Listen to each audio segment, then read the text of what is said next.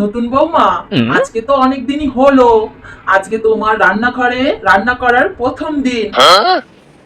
তা তুমি বলো মা, কি রান্না করবে, নাকি আমি বলে দেবো যে তুমি আজকে কি রান্না করবে? না না মা, আমি নিজেই রান্না করে নেব, আপনাকে দেখিয়ে দিতে হবে না। ও, তুমি রান্না করবে? ঠিক আছে মা, করো, রান্না করো। এতে তো আমি অনেক খুশি হয়েছি। বলতে পারো আমি এক ভাগ্যবতী শাশুড়ি, যে তোমাকে আর আমায় শেখাতে হচ্ছে না, তুমি নিজে থেকেই সব করবে।